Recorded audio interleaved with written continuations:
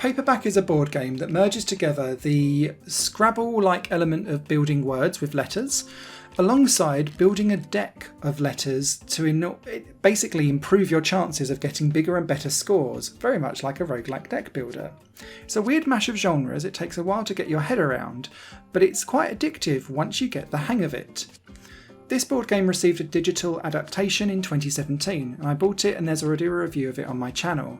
And I was really surprised when I saw that a sequel was coming out by the same developer, because very little looked like it had changed, and now having played it for a few hours I can confirm very little has actually changed. Yes, it's a slightly better version of everything all round, and it's slightly more polished and a bit faster and less buggy and crashy. But it does raise the question for me of when should a sequel have just have been a patch? And I'm not sure where on the kind of balancing seesaw act Paperback Volume 2 should ultimately sit. So how does a game work in Paperback? It's 1 to 4 players, either locally or online through asynchronous multiplayer lobbies. You can mix and match in AI as well, and I have to say the AI are very good at being able to mine the US dictionary. Not the UK one, because I put in UK words and the game wouldn't have it.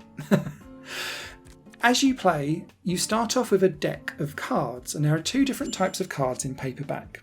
You've got the standard ones that have got letters on, and letters will often have in the top right hand side of the card their score, 1, 2, 3, 4, 5 usually. And it's these that score the points that convert to currency that will ultimately decide your fate. The second selection of cards that you'll have mixed in with your deck are wild cards. Now think of these a bit like the blank tiles in Scrabble. You can attribute any letter that you want to them in order to build out the word that you're going for, but they won't score you anything, at least not initially at the beginning of the game anyway. And so what you'll be doing is trying to score the best scoring word, or put together the best scoring word, and then submit it through. Your score gets translated to currency, and that allows you to go up to the top half of the board. Up here are all of the cards that you could potentially buy, starting off at 2, going all the way up to 9. And then you've got these 4 comics on the side, and I'll come to those in a second. What you'll be doing though is starting to build up your deck of cards, because whatever you buy up here will come down into your deck and be part of the letters that you can then build out words as you go along. And there's a real trick to this, because you'll want to kind of balance having regular letters that are going to be lower scoring but will allow you to build up the words that you need, but then you'll want to snatch some of those like W's, Y's, a Z, and X maybe. V's are quite powerful in this game, I found, and M's as well quite often.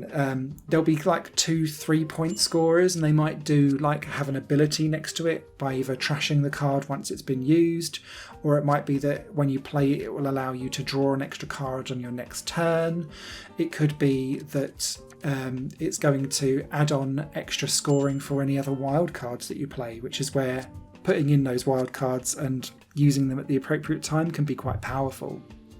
You'll be building up all of these cards as you go, and the idea is that you'll slowly be moving yourself up that chain of being able to buy something, because the more powerful cards that you get will mean that you'll get more scores from those letters, and so long as you can still make the words, you'll go up that chain. That's where the last 4 on that deck start to come in, and these are comics. You'll see that they've got stars in yellow boxes next to them, and this is what's called fame, and fame is ultimately what you're going for in this game. Once you start to hit the 5, 8, 11 or 17 in the currency, you will be looking at buying fame, because fame, basically the player with the most fame at the end wins. But because these fame cards are also treated like wild cards, so you won't score from them, but you'll be able to change the letters all around, if you go spanking through trying to get all of the comics really, really early on, you'll basically flood your deck with so many cards that don't score anything that you'll be right the way back down to being able to maybe getting a 2 or a 3 currencyed card, which are all of the low scoring stuff, and it immediately puts you on your back foot again. So you need to have a unique balance between knowing when to go for the comic cards to get your fame, and knowing when to still keep going through buying out all of these different letters and with different powers and so on and so forth. The real nugget in the crux here is being able to land a good word when you get a relatively common letter with a high score on, and sometimes it's worthwhile actually paying over the odds for those letters because of the score that comes with them and the multiple uses that you can get out of them. This goes through until 2 of the decks of the comics are gone. As you'll see in the top left hand side of those cards, they've got a little red number next to it. Once they've all been bought and 2 of those comic decks are gone, the game is over and the fame is counted up, and whoever wins the most fame is the winner. The only other way how you can get fame in this game is to be able to get the longest word in as well. So it will start off with 7 letters, and then the first one that gets that gets some fame, and then it will go up to 8, and then the first one that gets that will do that, and it will go 9, 10, and so on and so forth. That's the game. The problem is that this was all available in Paperback Volume 1 in 2017. So, what's actually new here? There's a slight tidy up of the graphics. The AI do make decisions quicker. There is a dyslexia mode, and the game is slightly more stable. The only thing that I personally found that added value for me was the ability to try co-op mode, which is a toggle on or off, and also the ability to turn on a variant mode that adds traits to wildcards. So instead of being able to just choose any old letter and it still scores 0 unless you've got a different card adding on something there, it would say if you use an E on this wildcard, it might give you an extra point, or it might trash another card or something like that. That made things a little bit more interesting, but it felt like it was a easily addable patch or a 79p DLC extra at best.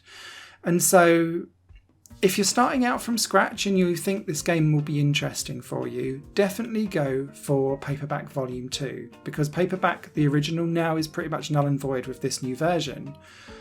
But if you've got the original, I'm not sure I would recommend it for you diving across into the new version, because it's the same again, just slightly polished and more stable. And therefore, I'm not sure if this sequel should have been a patch to begin with. Written review will be over on higherplayinggames.com. Be really interested in your thoughts and views if you've picked this up or if you've got the original, whether you would want to take the bait for this. Am I being harsh? I'm not sure. Take care, everyone.